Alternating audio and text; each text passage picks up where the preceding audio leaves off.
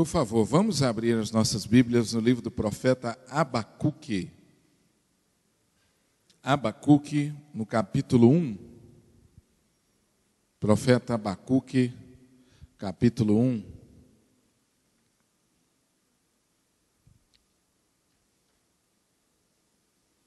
As crianças vão sair? Vão ficar aí hoje? Vão sair?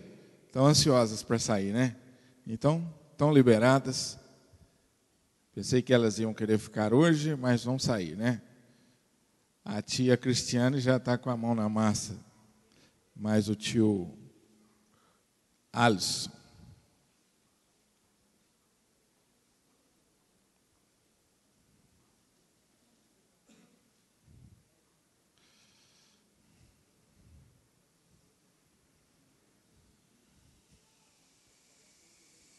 Bem. Saiu muito adulto para esse tanto de criança. Pode voltar um pouco, viu? A hora que você voltar, você traz os adultos.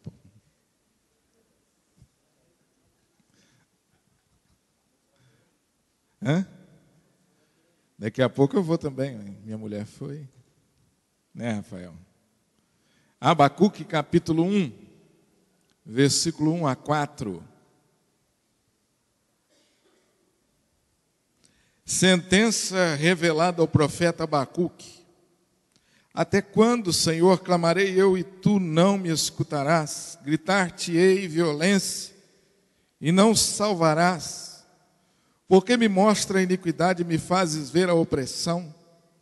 Pois a destruição e a violência estão diante de mim. Há contendas e o litígio se suscita.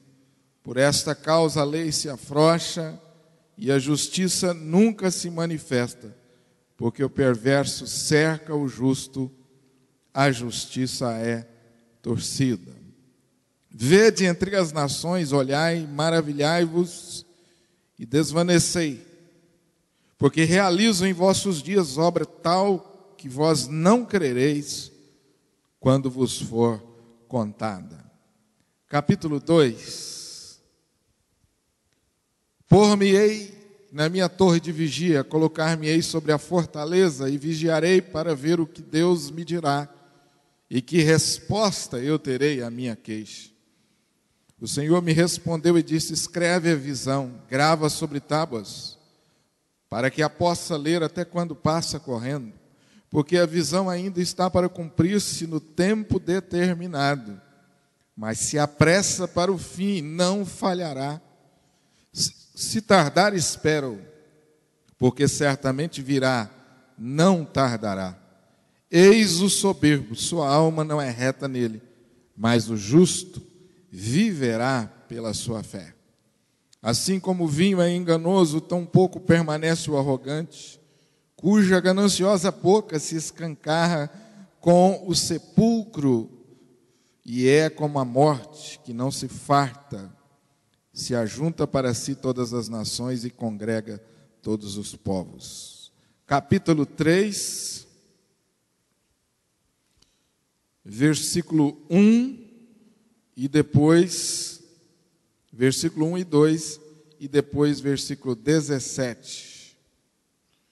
Capítulo 3, versículo 1 e 2. Oração do profeta Abacuque sob a forma de canto. Tendo ouvido, ó Senhor, as tuas declarações, e me sinto alarmado. Aviva a tua obra, ó Senhor, no decorrer dos anos, e no decurso dos anos, faze-a conhecida na tua ira, lembra-te da misericórdia. Verso 17 em diante. Vamos ler juntos 17, 18, 19, bem forte. Ainda que a figueira não floresça, nem haja fruto na vide, o produto da oliveira minta, e os campos não produzam mantimento, e as ovelhas sejam arrebatadas do aprisco, e nos currais não haja gado. Todavia eu me alegro no Senhor, exulto no Deus da minha salvação. O Senhor Deus é a minha fortaleza, e faz os meus pés como os da corça, e me faz andar altaneiramente. Amém. Que Deus abençoe e aplique essa palavra aos nossos corações. Amém. prevalecendo através da oração em tempos de crise. Quarta-feira passada eu falei com os irmãos sobre esse tema, prevalecendo através da oração. E nós estudamos um pouco a oração de Daniel. E nós vimos um pouco como que Daniel venceu uma batalha que a gente tem até dificuldades para compreender a sua dimensão. Foi uma batalha tão grande que saiu do campo da nossa capacidade de ver, de imaginar, e adentrou as regiões celestiais. E a Bíblia diz que Deus respondeu a Daniel, e uma das palavras de Daniel foi assim: você é muito amado, e por isso eu vim. Eu fico emocionado quando eu leio esse texto. Tem uma vez que eu menciono e fico pensando na experiência de Daniel ao ouvir isso de Deus: você é muito amado. E Daniel, então, está vivendo no meio muito difícil, como cristão, temente a Deus. Mas Daniel é um exemplo, um homem que prevalece através da oração em dias de muita dificuldade. Daniel era um homem de muitos recursos. Não foi por acaso que ele estava onde ele estava, no palácio. Ele foi selecionado entre os melhores jovens. Era um moço de boa aparência, era um moço inteligente, era um moço capaz. Era líder entre os seus. Apesar de todos esses recursos, Daniel usou a oração como arma principal. E hoje eu quero estudar com vocês um pouco sobre a oração desse outro vencedor, Abacuque, desse campeão da fé. Abacuque significa abraçar. Abacuque abraçou a Deus e abraçou o sofrimento do seu povo num tempo de muita crise. Abacuque nos ensina a prevalecer através da oração. Não é diferente em nossos dias. Os nossos dias não são muito diferentes dos dias de Daniel. Os nossos dias não são muito diferentes dos dias do profeta Abacuque. Deus não mudou os seus ensinos. E Ele sempre nos ensinou que a primeira arma que nós temos, o primeiro recurso que nós temos é o recurso da oração. Eu falei na quarta-feira que nós vivemos um grande desafio em nosso tempo. Porque nós estamos num tempo de avanço tecnológico que nunca houve. Nunca houve um avanço tecnológico como nos dias de hoje.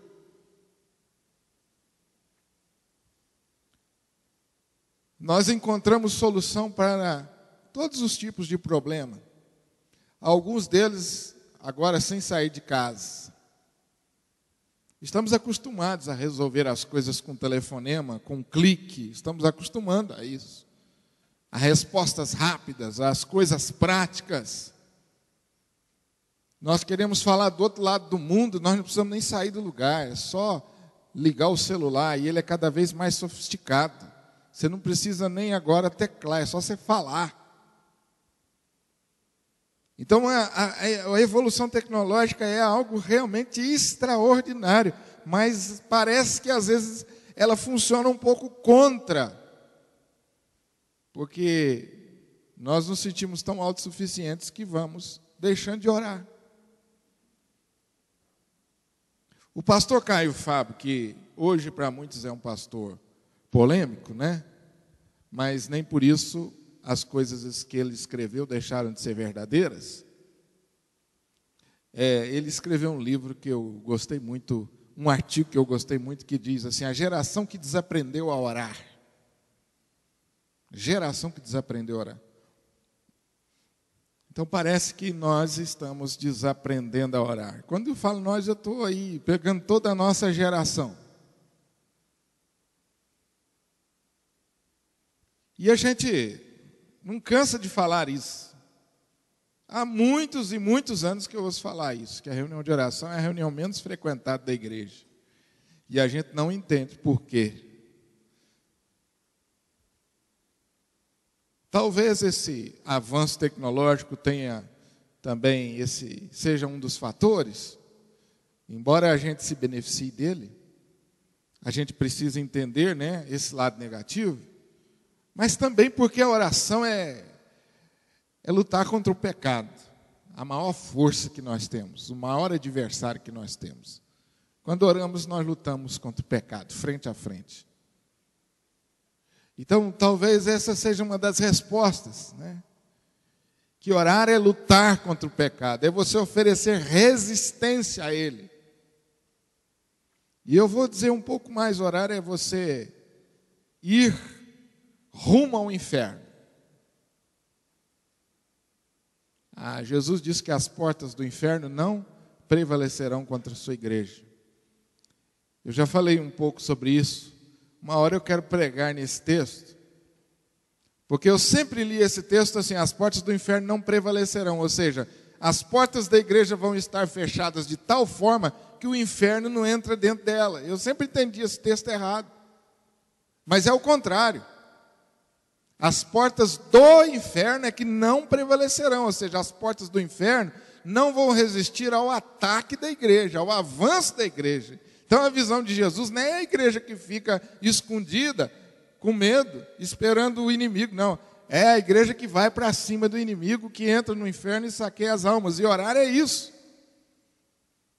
Orar é isso, é você adentrar o inferno e partir para a luta espiritual, com ousadia, com coragem e, acima de tudo, você fazer a vontade de Deus, é você tirar aquilo que é nosso e que está nas mãos do inimigo, aquilo que é de Deus e que ainda está nas mãos do inimigo. Então, talvez essas sejam algumas das respostas que a gente poderia dar, porque às vezes não oramos como deveríamos orar. Mas a minha palavra nesses nossos encontros na quarta-feira sobre oração não é para ficar puxando a sua orelha porque você não ora mais. Não. Eu queria que o Espírito de Deus nos motivasse de forma positiva, nos mostrando os benefícios da oração. Eu não vou ficar falando para vocês, irmãos, nós temos que orar mais. Não. Todos vocês sabem, eu sei disso. Eu queria mostrar para vocês alguns benefícios da oração, para motivar você a orar mais ainda, e todos eu sei que oram aqui. Tenho certeza que todos oram.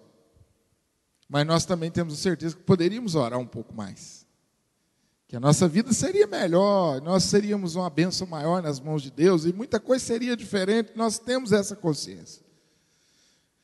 E sobretudo nos momentos de crise, quando nós não sabemos o que fazer, porque a crise ela tem esse poder, né? Ela paralisa a gente. Quando você está diante de um problema grande, você fica parado sem saber o que fazer. E agora? O que eu vou fazer? E agora?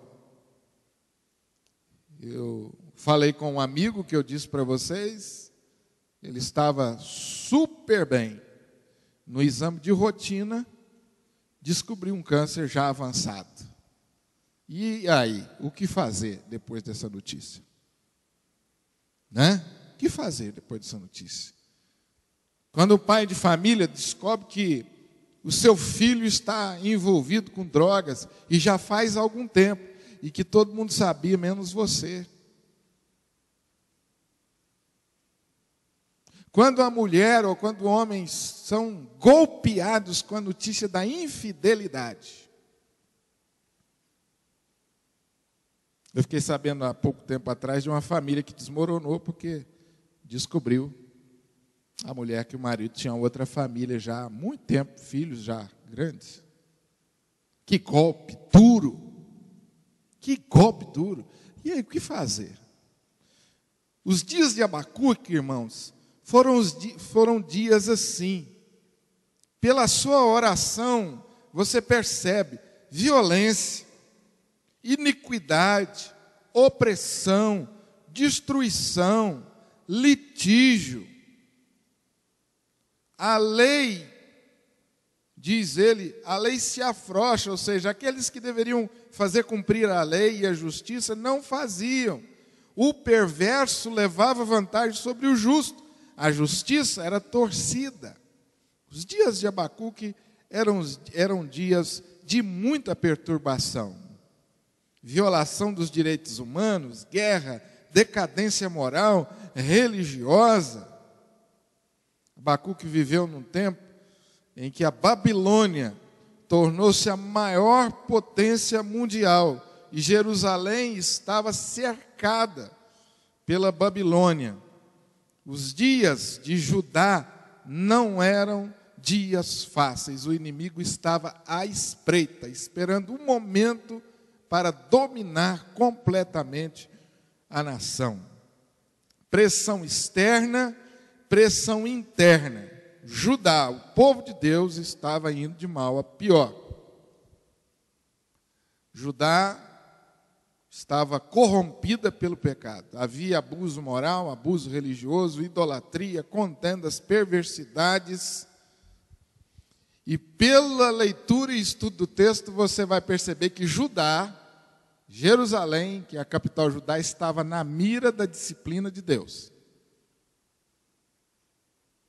Por causa da sua desobediência, por causa da sua indiferença para com Deus. Com Abacuque, nós aprendemos que podemos prevalecer num tempo de crise através da oração.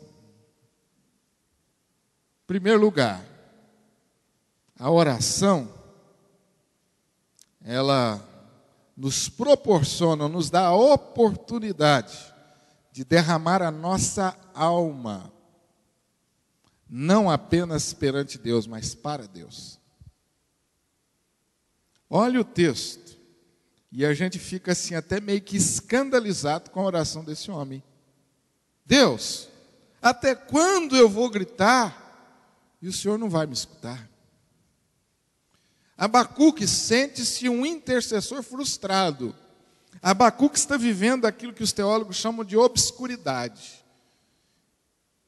Deus não respondeu a Abacuque, ou melhor dizendo, Deus respondeu com silêncio. Abacuque sente-se um intercessor frustrado. Ele orava, buscava, clamava e nada. Até quando, Senhor? E parece que quanto mais ele orava, mais ele percebia a crise.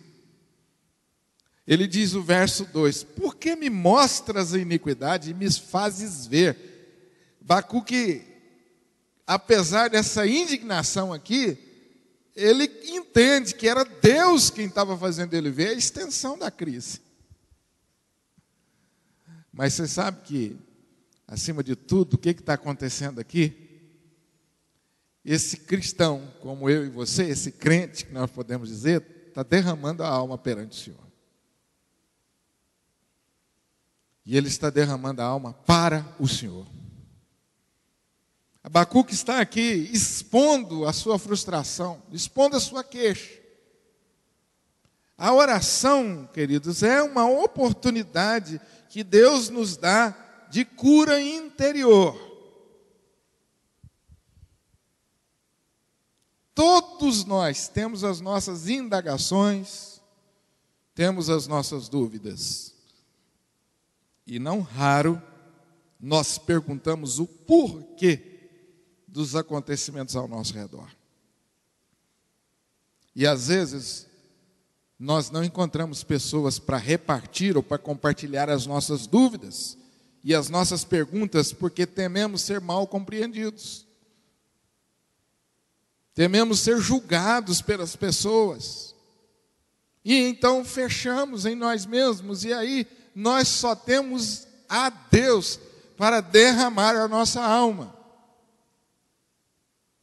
E que maravilhoso é, depois de você derramar a sua alma perante Deus, expor a sua queixa, e a gente pode até dizer assim, né, irmãos, jogar um pouco do veneno para fora.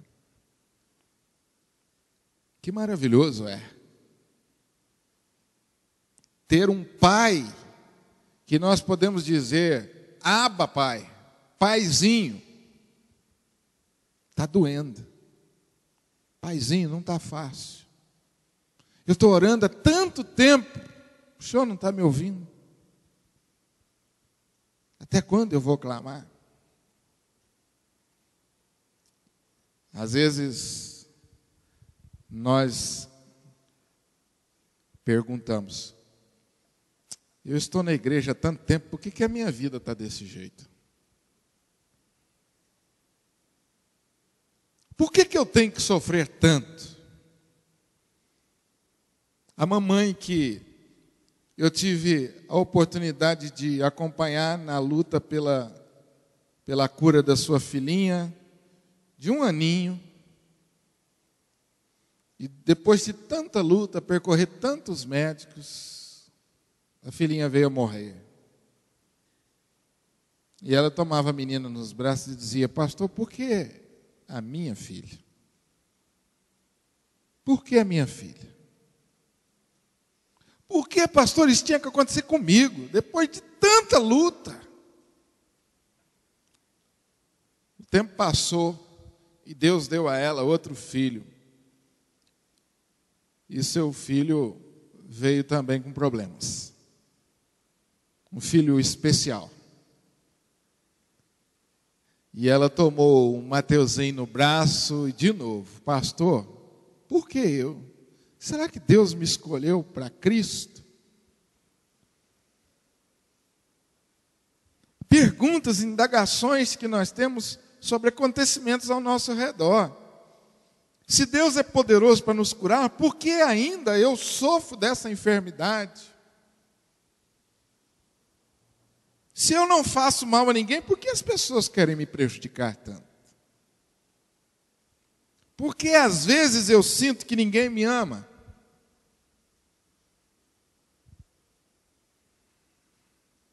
São indagações acerca de questões ao nosso redor. Meus irmãos, são indagações justas ou injustas, elas estão em nós e nós precisamos tratá-las. E o nosso Pai nos dá a oportunidade em oração de derramar a nossa alma perante Ele. E quantas vezes, irmãos, nós somos curados nessa hora? Quantas e quantas vezes? Clamar, chorar, gritar, suplicar, sem correr o risco de ser mal interpretado. Amém? Quando você abre o coração a Deus, você pode ficar tranquilo, você não será mal interpretado e você não será julgado. Que bênção, né? Talvez você corra esse risco com o seu melhor amigo, mas com Deus, nunca. Você pode abrir o seu coração, a fim de que esse veneno não internalize, a fim de que as suas angústias não lhe tragam doença. Trata-se do nosso Deus, que tem os seus ouvidos inclinados ao nosso clamor, conforme a palavra nos diz, estarão abertos os meus olhos e atentos os meus ouvidos à oração que se fizer nesse lugar. Segundo Crônicas 7,15, na minha angústia invoquei o Senhor, gritei por socorro ao meu Deus, Ele do seu templo ouviu a minha voz, e o meu clamor lhe penetrou os ouvidos. Salmo 18,6. Os olhos do Senhor repousam sobre os justos, e os seus ouvidos estão abertos ao seu clamor. Salmo 34,15. Em primeiro lugar, a oração é o recurso por excelência no tempo da crise, porque através da oração nós derramamos a nossa alma. Em segundo lugar, É através da oração que eu vou discernir a voz de Deus. É através da oração que eu vou discernir a voz de Deus de tantas outras vozes e ruídos. A oração de Abacuque também o leva a ouvir a voz de Deus. A oração, não podemos nos esquecer, ela é um diálogo. É um momento em que abrimos os nossos corações ao Senhor e também é um momento em que nos calamos para ouvir o que Ele tem a dizer acerca do que nós estamos colocando diante dEle.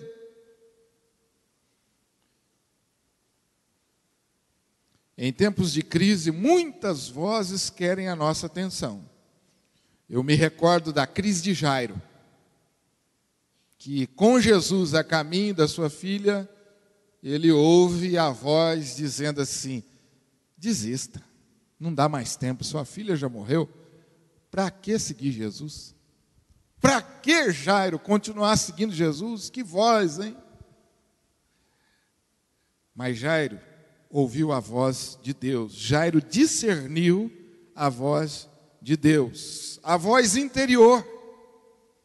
Talvez essa seja a voz mais forte, mais poderosa, a voz interior.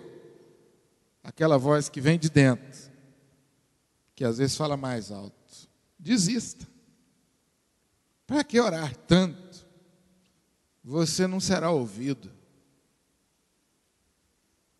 O profeta Abacuque, no capítulo 2, versículo 1, se dispõe a ouvir: por-me-ei na minha torre de vigia, colocar-me-ei sobre a e vigiarei, para ver o quê? O que Deus me dirá. E que mais? E que resposta eu terei a minha queixa. No primeiro capítulo ele abre o coração, derrama sua alma, e no segundo capítulo ele se coloca agora para ouvir. Falou, mas Abacuque também para ouvir a Deus. Ouvir não é simplesmente calar-se. Na oração, ou através da oração, o ouvir é você apresentar-se diante de Deus, é você apresentar-se diante da sua palavra, para compreender a vontade dele para a sua vida. Alguém disse que oração sem audição é simples falação. O que você tem feito para ouvir? Você tem se aplicado para discernir a voz de Deus em sua vida e para a sua vida? Ouvir a palavra de Deus? Ouvir a voz do Espírito por meio da pregação fiel da palavra? Entender qual a resposta de Deus para a nossa vida, para a sua vida, por meio da leitura, do estudo da palavra? Só assim nós poderemos, de fato, abrir os nossos corações para Deus e experimentarmos a sua boa, agradável e perfeita vontade de Deus. A oração ou através da oração, eu posso discernir a voz de Deus de tantas outras vozes e saber qual a vontade dele para a minha vida. Você crê nisso? Que Deus, através da oração, fala com você. Eu me recordo de um congresso que eu participei da Igreja Presbiteriana do Brasil, e eu estou tentando me lembrar aqui o nome do preletor, Juan Carlos Ortiz, autor do livro O Discípulo. Não sei quantos estavam aqui no congresso. Vocês foram? Foi? Um dos melhores congressos que eu já participei. Vocês ouviram a palestra dele? Juan Carlos Ortiz fala sobre a prática do ouvir a Deus. Então ele disse que tinha um momento lá na oração dele, na vida devocional dele, que ele se separava, ia para um lugar separado, falava com Deus e depois ele pegava uma caneta, um lápis, uma caneta e um papel e ia ouvindo a Deus. Parece uma coisa assim, mística. Não, não é mística, não. É mística no bom sentido da palavra, né? É sobrenatural, mas é muito real. E ele diz que, como pastor, ele tinha grandes problemas. Que às vezes ele se deparava com problemas que ele falava assim: agora, o que eu vou fazer? E ele não tinha solução, e ele ia para a oração. E lá na oração ele falava com Deus. E aí ele pegava a caneta e o papel e ia anotando aquilo que Deus falava com ele. E ele disse que quantas soluções ele encontrou por problemas muito difíceis ali no momento de oração. E ele falou: olha, eu tinha que pregar muito, pregava muito, eu tinha que pregar, viajar pregando. E as pessoas sempre perguntavam: pastor, como é que o senhor consegue achar tanto tema, achar tanta mensagem? Mas ele dizia: olha, é no momento de oração, em que eu vou para a oração e Deus vai me falando das coisas que eu tenho que pregar, os temas. Aí você fala assim: pastor, o anjo descia do lado dele, ia ditando. Pode até acontecer isso, viu? Pode acontecer, não duvide não. Mas, na maioria das vezes, é através do raciocínio santificado que Deus fala conosco. Só que, às vezes, a gente está num corre-corre tão grande que a gente não para pensar. É tanta gente falando no ouvido, é tantas opções. Mas quando você separa o tempo para orar e discernir a voz de Deus, você se concentra. É como se você fizesse uma limpeza nos ruídos e você conseguisse discernir claramente: esta é a vontade de Deus para a minha vida, nesse ponto. Então, através da oração, no momento de crise, sobretudo, você consegue discernir a voz de Deus. Em terceiro lugar, através da oração, nós percebemos a santidade de Deus.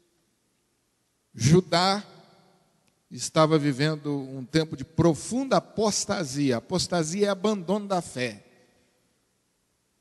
O povo de Deus estava deixando de buscar a Deus, estava duvidando, estava indiferente. As reformas que haviam sido feitas pelo rei Josias eram reformas muito superficiais.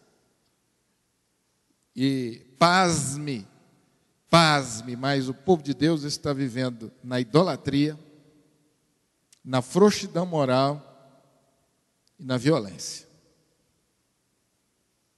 Então Deus disciplina o seu povo. Versículo de número 5. A primeira resposta de Deus a Abacuque.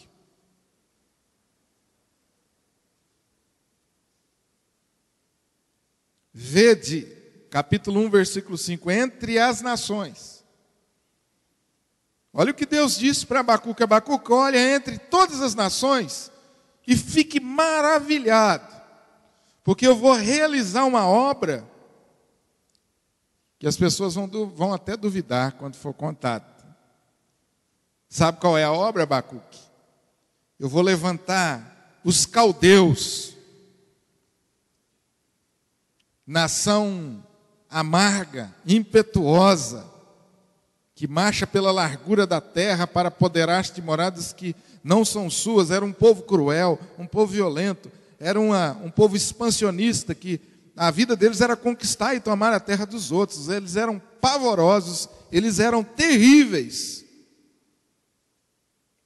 eram poderosos, os seus cavalos eram ligeiros, mais que leopardos. Eu estou no verso 8. Eram ferozes mais que lobos ao anoitecer. Verso 9. Eles todos vêm para fazer violência. O rosto deles suspira por seguir avante. Eles escarnecem. Olha aí, meus irmãos, o perfil do povo que Deus está levantando para disciplinar o povo de Deus. Abacuque agora, ele tem um nó teológico na sua cabeça. A cabeça dele dá um nó teológico. Por que dá um nó teológico? Porque nesse momento, aquilo que ele conhecia, acreditava de Deus, parece que foi por água abaixo, foi questionado, foi desestruturado. Porque na cabeça de Abacuque, Deus só poderia disciplinar o seu povo através de um outro povo que fosse temente a ele. Na cabeça dele, Deus não ia usar o ímpio para disciplinar o crente. Isso na cabeça dele, na teologia dele. Aí Deus falou assim: ah, é? Eu vou mostrar para você que eu sou soberano, Abacuque. Eu sou Senhor. Então eu vou levantar um povo ímpio para disciplinar o meu povo. Eu vou dizer para vocês, eu gostaria que esse pedaço na Bíblia não existisse. Que vergonha. E aí Abacuque volta a falar com Deus no versículo 12. Senhor, como que o Senhor pode fazer isso? Sendo o Senhor um Deus tão puro de olhos, sendo o Senhor um Deus santo, como é que o Senhor pode fazer isso? Abacuque, então, irmãos, na oração ele compreende a santidade de Deus. O princípio de Deus para o seu povo está aqui declarado: arrependimento e vida. E não arrependimento e sofrimento. Deus é santo, é puro, é luz, é justo. Ele não comete injustiça. O trono de Deus é trono de justiça. Ele não pode ver o mal sem odiá-lo. Para Deus, todo mal que existe é repugnante, porque Deus é puro. Deus e o mal são irreconciliáveis. O mal será aniquilado no final, e os ímpios serão sentenciados. Deus responde a Abacuque no capítulo 2, versículo 4. No capítulo 1, 12, ele pergunta: Deus, como que o Senhor pode fazer isso? Aí no capítulo 2, versículo 4, ele diz assim: Abacuque, eu não estou premiando a maldade.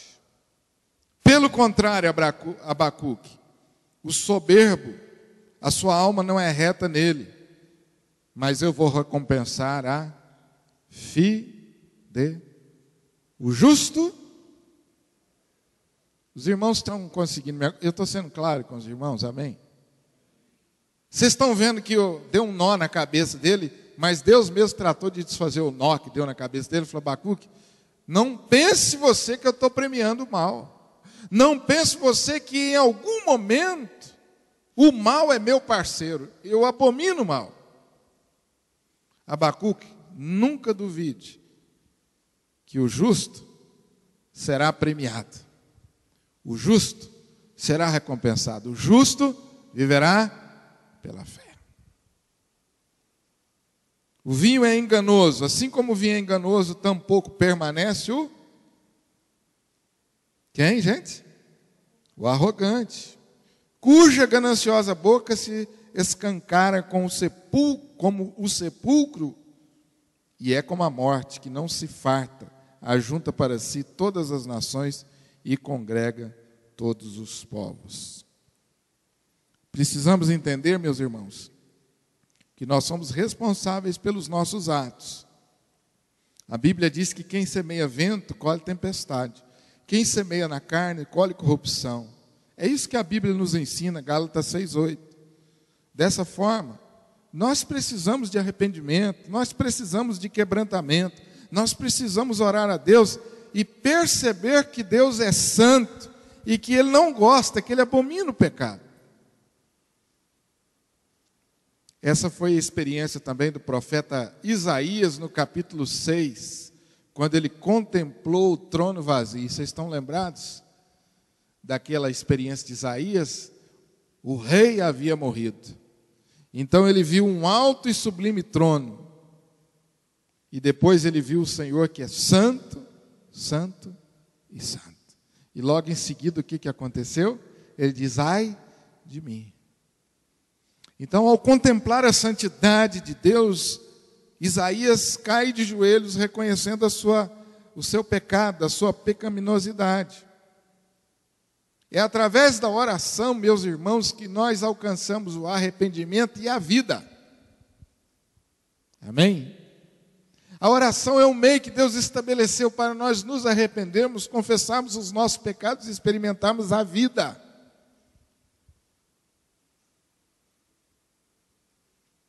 Nós não podemos deixar de incluir nas nossas orações sempre o momento da confissão e do arrependimento. O justo viverá pela fé. Nós não vamos viver pelas boas obras, porque fizemos tudo certinho.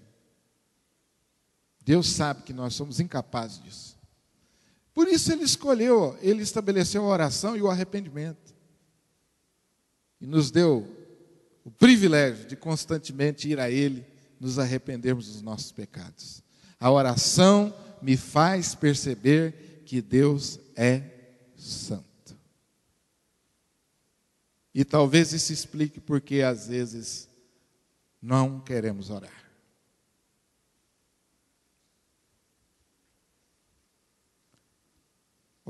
Através da oração, Abacuque discerniu a corrupção nos seus vários aspectos e áreas. Em quarto lugar, na oração nós nos rendemos à soberania de Deus. Eu quero repetir isso, na oração nós nos rendemos.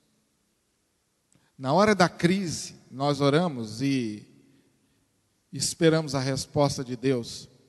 E muitas vezes ela não vem no nosso tempo. Muitas vezes ela não vem do jeito que nós queremos. A Bíblia usa duas palavras para tempo. A primeira é a palavra cronos. E a segunda é a palavra kairos. Cronos é o tempo do homem. É o tempo de 24 horas. É o dia de 24 horas, é a hora de 60 minutos. É esse tempo que eu marco no relógio, que você marca. Mas o kairos é o tempo de Deus. Nós andamos, via de regra, no cronos, né? Mas o crente deve andar no kairos. Na agenda de Deus, no tempo de Deus. Então é uma luta para nós aceitarmos o tempo de Deus. É uma luta para nós aceitarmos o caminho de Deus. É uma luta. Então a oração é o meio através do qual nós nos rendemos ao kairos. E abrimos mão do cronos. É onde o nosso coração é domesticado. Os caminhos de Deus às vezes são misteriosos. Irmãos, algumas coisas muito preciosas nós aprendemos através da oração.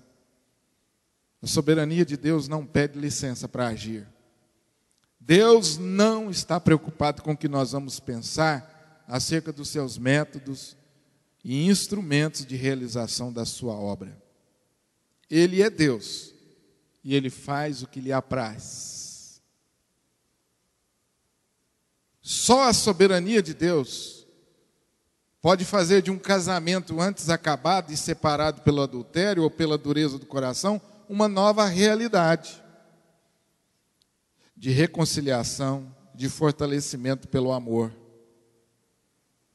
Só a soberania de Deus pode fazer a reconstrução de uma vida conjugal, de um relacionamento.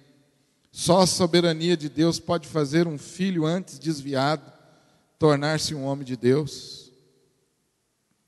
Através da oração, eu e você saímos do cronos e vamos para o kairos. Do tempo que eu entendo que a resposta deve vir, para o tempo que Deus vai soberanamente agir. Amém? O resultado da ação soberana de Deus é a manifestação da sua glória em toda a terra.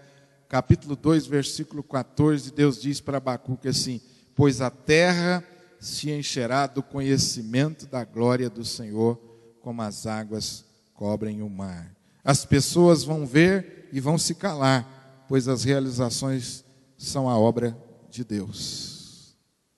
É por isso, no capítulo 2, versículo 20, o texto diz assim: o Senhor, porém, está no seu santo cálice, diante dele toda. Que templo é esse que o texto está se referindo?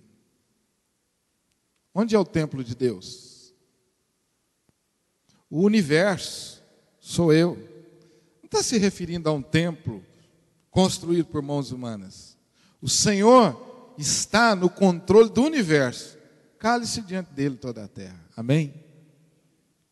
Só através da oração é que o meu coração é domesticado e se submete à soberania de Deus e ao tempo de Deus. Em quinto lugar e último, é através da oração que eu recebo a verdadeira, a viva esperança de Deus. Abacuque 3, capítulo 13.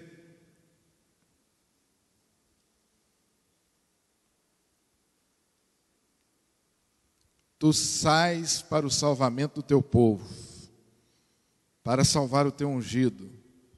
Feres o telhado da casa do perverso e lhe descobres todo o fundamento. Saíste para salvar o teu povo, para salvar o rei que escolheste.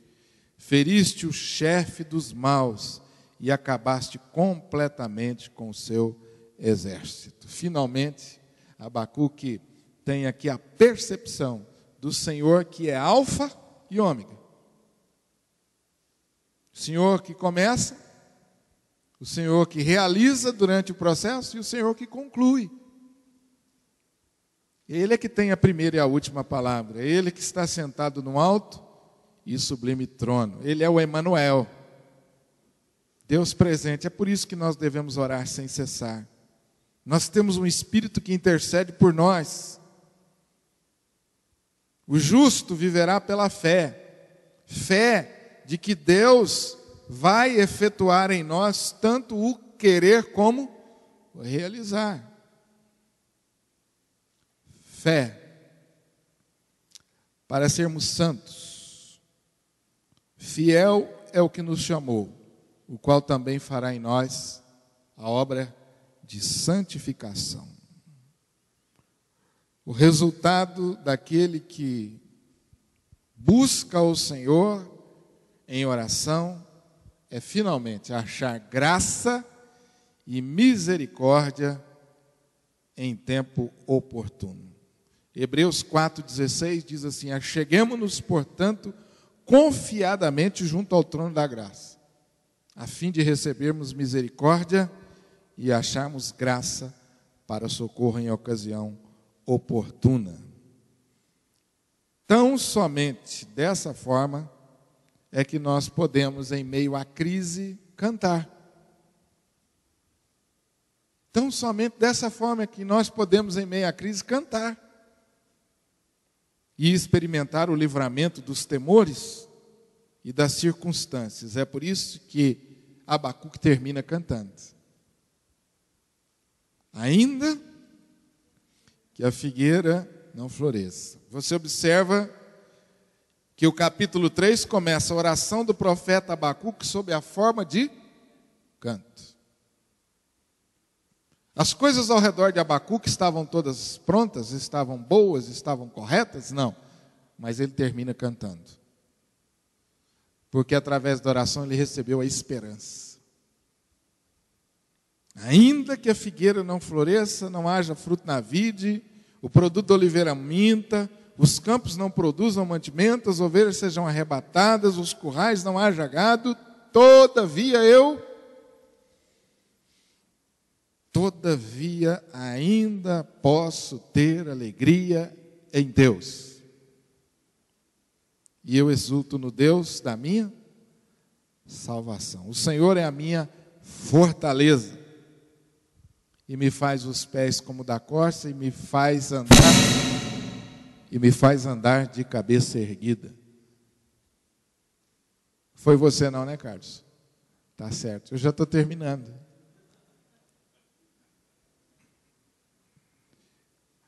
O Senhor Deus é a minha fortaleza e os meus pés como da corça, e me faz os meus pés como os da corça e me faz andar altaneiramente.